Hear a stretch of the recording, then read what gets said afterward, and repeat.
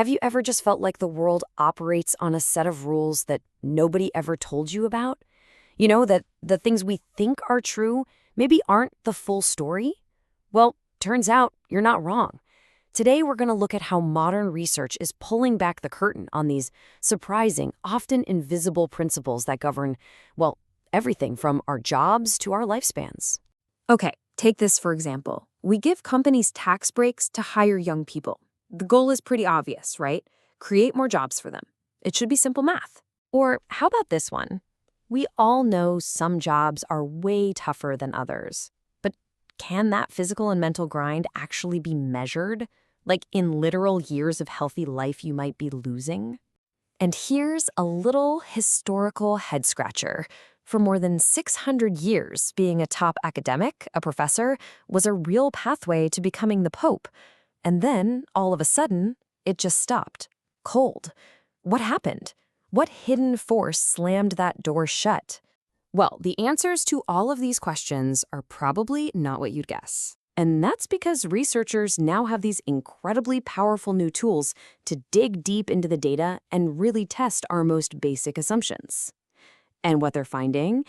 Well, it can completely flip our understanding of the world on its head. First up, let's look at this paradox of good intentions. You know, when we create policies that are designed to help, but they end up having some really strange and sometimes even harmful side effects. Okay, so let's circle back to that hiring subsidy. A recent study in Belgium looked at a policy that cut labor costs for companies by about 13% if they hired a younger, lower-educated person. The logic is simple. Make it cheaper to hire them, and boom, more of them get jobs. But what was the reality? The data came back and nothing. Zero. No improvement in their job-finding rates at all. The subsidy just didn't move the needle. But it gets even weirder. A huge chunk of these subsidies, like between a quarter and a third of them, went to temporary work agencies.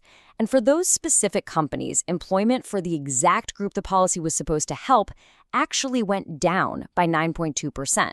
That's right, a policy designed to create jobs was linked with job losses in the very firms that used it the most. I mean, talk about unintended consequences. Here's another one for you. A policy that got rid of the payroll tax for the very first employee a business hired. Sounds great, right? Help small businesses get started. But the economic model showed a totally different story. What happened was a boom in these tiny, often less productive firms. And at the same time, it actually made it harder for bigger, more productive companies to find workers, so they lost jobs. And the net result? The whole economy's output actually went down. It just shifted people from more efficient companies to less efficient ones. So, if policies can have these kinds of hidden effects, what about the invisible forces that are shaping our own lives? New research is starting to put actual numbers on how much our personal stories are driven by things we almost never think about. So researchers actually managed to quantify the physical toll of work, and the results are pretty shocking. They created a career arduousness score and then looked at how it affected life expectancy at age 50. For men who worked the absolute toughest jobs, they could expect almost 7 fewer years of healthy life. And for women, the gap was even bigger, more than 9 years of healthy life just gone, compared to those in the least demanding jobs. Our personal decisions are also driven by this kind of hidden economic logic.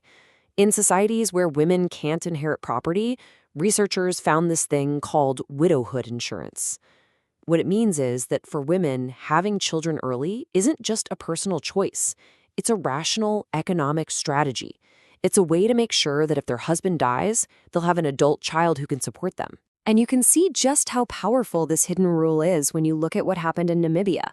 In 2008, a land reform was passed that for the first time secured a widow's right to inherit. And just like that, the economic need for widowhood insurance, it vanished. The result was immediate and absolutely dramatic. Women started having children later in life, and the country's overall fertility rate dropped significantly. A single law completely changed the country's demographic path. This idea of hidden forces also helps us solve that historical puzzle, the mystery of the Professor Popes. For over 600 years, being a top university scholar was a legitimate path to the papacy. We're talking 21 popes who came from academic jobs. Then, after 1625, that number drops to Zero. Why? Well, the research points to a perfect storm of hidden forces. The scientific revolution started to secularize universities. Powerful aristocratic families basically captured the papacy for themselves, and the church created a whole new training path with seminaries. So, how are researchers uncovering all this stuff? Well, they're using these incredibly sophisticated new modeling tools, everything from AI to game theory, to decode these complex systems. Just think about this challenge for a second. How do you prepare for something like a once-in-a-century financial crisis? By definition, you don't have a lot of past examples to learn from.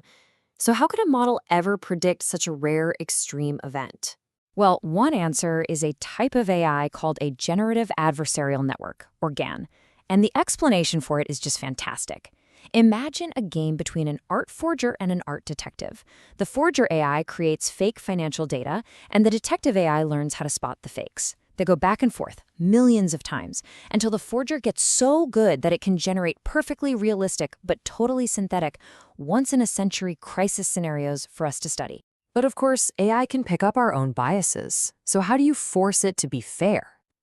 Researchers came up with this really clever two-part system. The first AI, it does its main job, predicting the risk of an insurance claim. But then, a second AI acts like a watchdog, and it asks one simple question. Did you use sensitive data, like gender, to make that decision? If the answer is yes, it penalizes the first AI, basically forcing it to go back and find a fairer way to do its job. These models can also reveal some hidden political strategies.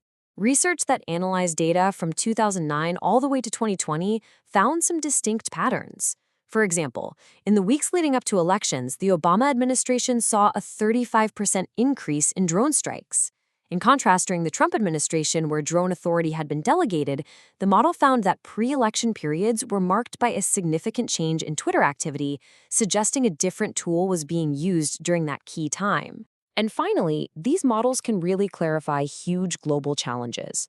Using game theory to model climate policy, researchers can show what happens with different levels of cooperation, what they call the Nash equilibrium, where every country just does what's best for itself. Well, that leads to the highest emissions. But the global planner, where everyone cooperates fully, gets the lowest emissions. The model shows in black and white that cooperation isn't just a nice idea, it is literally the best strategy for the planet. So, what does all of this really tell us? Well, it gives us a brand new lens for seeing the world. I think the big takeaway here is that our gut feeling, our intuition, it's often a pretty poor guide. In a world this complex, we need more than just our assumptions. These new methods let us look past what's obvious and see the hidden rules that are actually shaping our reality. It kind of makes you wonder, doesn't it? If we can be so wrong about things like hiring subsidies and the big forces of history, what other widely held belief is just waiting for the right data to come along and prove it completely wrong? What do you think will be overturned next?